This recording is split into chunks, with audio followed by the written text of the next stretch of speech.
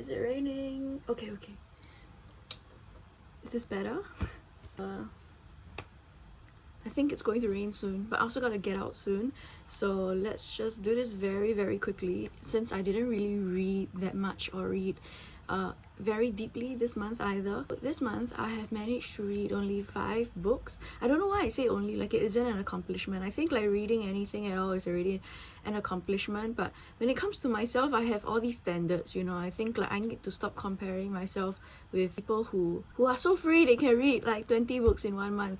That used to be me, it no longer is me. I think I'm still coming to terms with that. Maybe I will unpack that in therapy, which is coming soon. I'm very nervous for it. I've never gone for therapy before, but I cannot keep telling people that therapy is the way to go and then not try it out myself, right? So I think it's pretty exciting for me personally. I'm looking forward to it. My friend told me that when she goes to therapy, all she does is cry. Like she goes in and then she sits down and then she cries. I think I'm not so comfortable with crying in front of a stranger yet, but they're paid to watch you cry, right? So it's okay.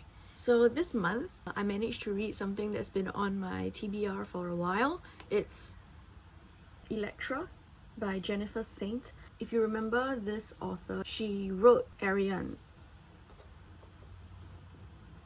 Alright, my room is a mess right now, so I cannot find it for you.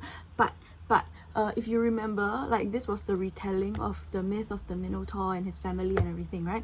So Elektra is a bit more ambitious in scope, and personally I felt that her writing has matured a lot. Rhiannon struck me a little bit as leaning toward dark YA, but Elektra, I felt, puts this author firmly in the adult category. Even though it's called Elektra, the story actually focuses on 2 other characters as well, Clytemnestra and also Cassandra. So if you remember, one is the wife of Agamemnon. Cassandra is the sister of Paris. So she is the one who rejected a god's advances, the god being Apollo, the god of prophecy, and she was cursed by him to see the future, speak of the future, but everybody thinks that she's crazy. Personally, I felt that Elektra was not meant to be likable here.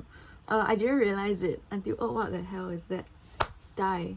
Okay, I didn't realize it until she kept talking about her father as if she was sexually attracted to him. She is definitely very delusional. Oh my god, this fly, leave me alone. 2 incidents that really struck me as really messed up was when she thought of her sister Iphigenia, who was killed, slaughtered and sacrificed for wind, you know, to bring the ships to war. All she felt was envy because her sister managed to spend her dying moments pressed up against their father's chest.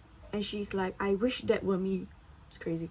And the second thing is, when she heard of the slave girl who was captured by her father, Briseis, she actually felt envy once again. Like she wished that she could swap places with this slave woman just so she could be in her father's arms. I just think that as a protagonist and as like one of the main voices of this narrative, she fascinates me. I think she's written in a way to make you question her sanity. Later on, when you look at her life choices, like all the things that she does, you feel like upset. I felt upset at the very least that she manages to live and her mother doesn't. So okay, that's not very fair. The second character that this book focuses on is Clytemnestra. So you look at her as a sister of Helen of Troy, how they have quite a good relationship with each other, and then she marries this guy, she moves to his country, she has children by him, she loves her children, and then one day her husband sacrifices her daughter and she's understandably pissed. I would be pissed. In fact, I would murder him way sooner. I don't know why she didn't just murder him a bit earlier. That's what I would have done. She has an affair with his nephew, who is also kind of, you know, trying to get revenge on him because after all, his uncle murdered his father. It's a family of murdering your own family members. So she neglects her children, you know, the surviving children, yes. But I felt that the author did paint a very heart-wrenching and very convincing picture of grief. And she is, above all, a mother. And at the end of the day, when she realizes that her daughter and her son are here to slaughter her as revenge for her killing their father, she accepts it because she knows that it is what will bring them peace. So I really loved this rendition of Clytemnestra. I felt that she was so fleshed out as a character, she was so complex. I cannot say that I relate to her story. I have not experienced tragedy of that scale, but she really brings out the pathos that was intended in these Greek tragedies in the first place. Okay, and the third character, Cassandra, we get to see how she sort of wishes that she could see the future like her mother, getting the attention of the god Apollo, who then gives her unwanted attention. He punishes her for life because gods are petty, right? Especially the men. For Cassandra, it's not that she has a very important role. Her role is to be ignored. She sees it all, but nobody listens. At the end of the day, she manages to choose her death. And I think that that was one thing that I really liked about her character, was that she wasn't slaughtered by jealous wife Clytemnestra. In fact, Clytemnestra felt sorry for her. Clytemnestra felt sorry for Briseis. As a wife, she not once was like, this is my husband, how dare you touch him? No. She understood that in these situations, the women had no choice. The women were just war spoils. And so she didn't resent the women that he was with, simply probably because she didn't love him to begin with. And also she knew that as a woman, she could relate with these women.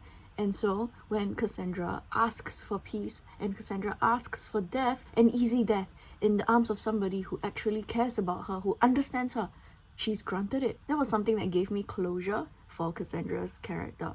This book is one of the better books that I've read. I'm really glad to be able to see this author develop and mature as a writer as well. The story this time just slaps. I really liked it. So I think it's like a 4 to 5 star novel. I wouldn't even recommend Ariane unless you're interested in teenage girl infatuations, which is something that you need to have the mood for it. Okay, so moving on to book 2, Henry Hamlet's Heart, HHH. Interesting, right? By Rhiannon Wilde. This was a NetGalley EARC. So clearly this is something I should have read during Pride Month, but I didn't manage to get this copy during Pride Month. So it's okay, I'll just read it like 1 month later. Singapore is like very behind other countries anyway, right? It's about two best friends. They have grown up with each other. One night during like a party, they are dared to kiss each other, and after that their friendship just becomes something that is very fraught with tension. What tension? You know what tension. I don't need to tell you what tension. So the protagonist, he's very stupid. I mean this in like a loving way. Like he had no idea, he couldn't see all the signs, even though the reader could see the signs, that his best friend was actually interested in him and quite torn up by the fact that there was this possibility hanging over their heads. They both take a bit of time to eventually find their way back to each other. And I liked that this was set in a boys' school and everyone was accepting. The principal was accepting, their friend group was accepting. They were really okay. There was just no homophobia anywhere. The parents were accepting. What on earth, right?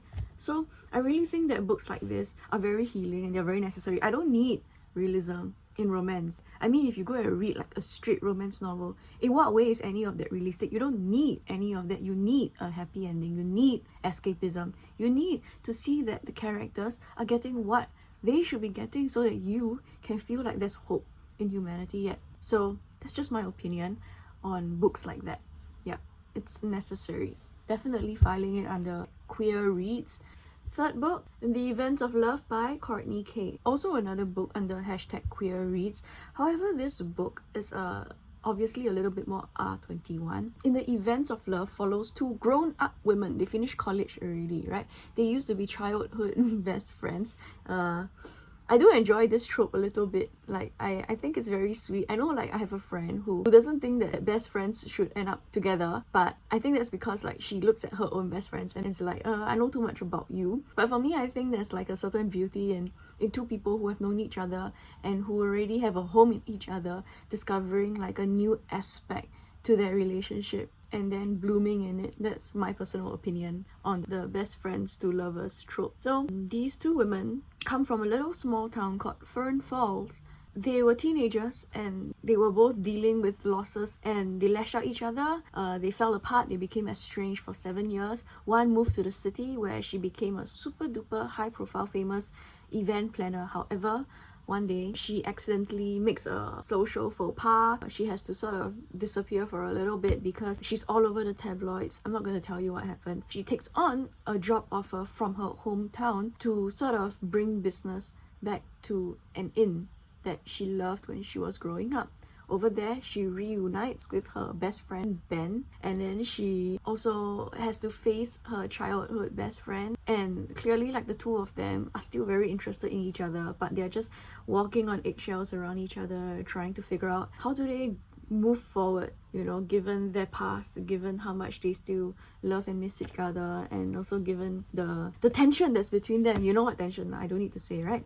I also liked particularly the Stardew Valley-esque like background story. So the background story goes that her dad used to be engaged, and this woman, she's like the daughter of a CEO, so she rejected their marriage proposal. The dad was devastated, the family was torn apart. This was someone that was supposed to become her stepmother, you know. Now this woman has taken over the town next door. She has gentrified it, she has turned it into like a very profitable tourist resort kind of space, and then she is hoping to do that now to the protagonist's hometown. It's kind of like in Stardew Valley, you know, Joja Mart versus the small businesses that do not have enough business, and therefore they are dying, and they're feeling pressures to sell out, you know. But then what that does is that they lose their community, they lose their town. It just becomes another money making touristy area that no longer has any soul and is no longer unique to them. So she fights her ex almost stepmother. In the process of that, she manages to also fall in love with her own hometown again. She manages to rekindle old friendships, and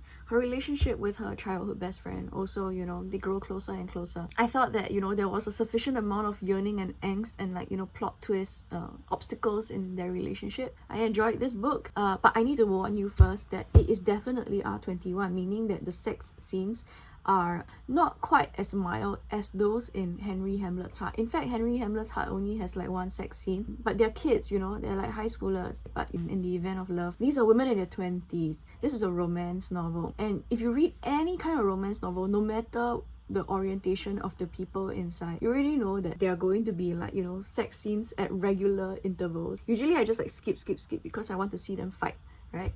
Which they do. One of the things that I really liked also was that if you just change the genders of one of the characters, nothing changes. That's the best part. I feel like this really is a romance novel first and LGBTQ representation second, which is what I like, because I really don't like those kind of books where they make such a big deal about the character's orientation as if like it is all they are, as if like this is the most important thing to their like identity and to their character. Casual representation, or like treating it as if there's nothing wrong, there's nothing different about them, I think like that's still the most comforting way of representing queer people in literature. For me personally, I mean even their mayor is trans. It was just casually put there. It has no bearing whatsoever on her life, on her qualifications, nothing. She just is. Okay, book 4. Yellowface by R.F. Kuang. This book is probably one of my favorite books now because I really enjoyed it so much. Like, I wrote a full review of it on Goodreads. I don't have the energy to tell you what I wrote. Please just go to my Goodreads account and read the full review. This basically is satire. So I know that this author is very famous. A lot of people have been talking about her Poppy War series. She also recently had a new book come out called Babel.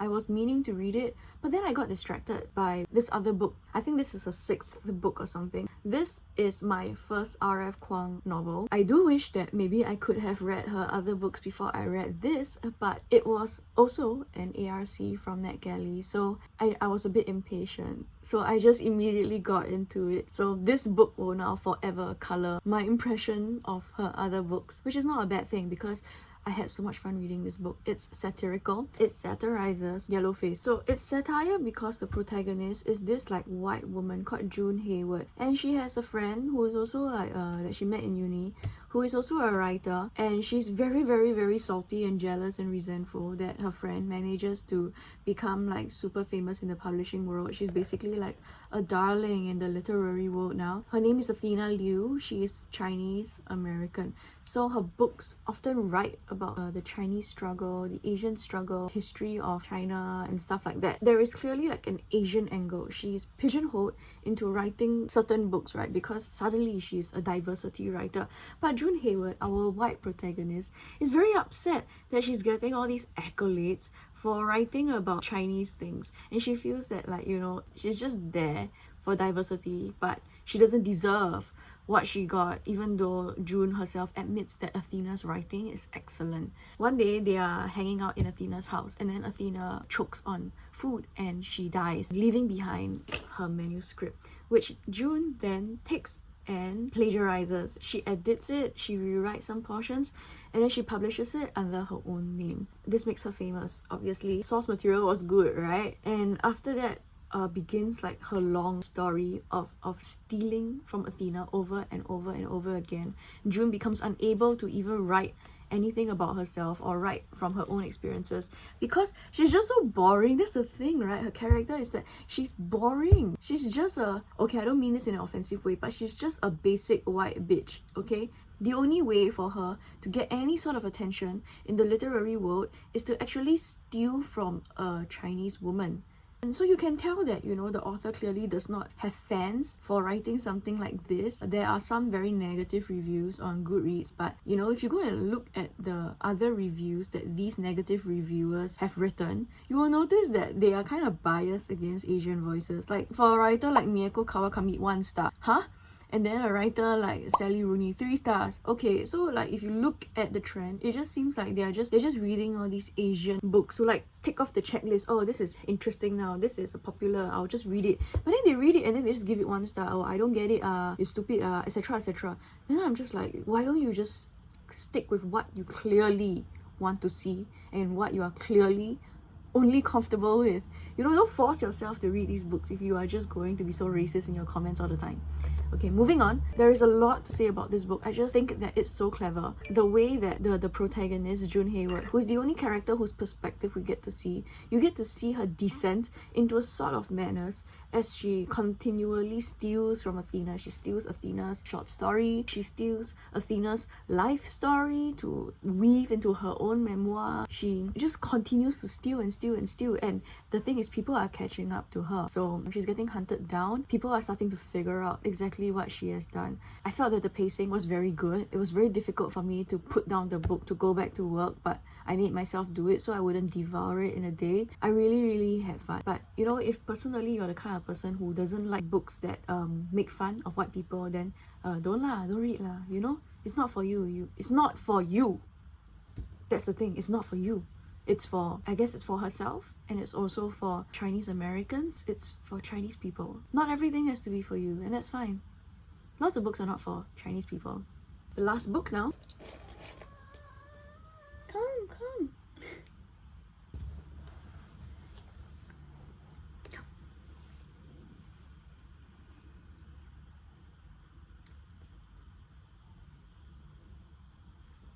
You okay? You okay, right?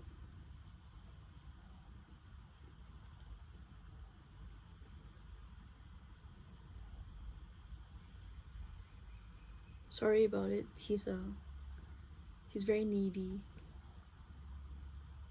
Baby, you okay? Okay, huh?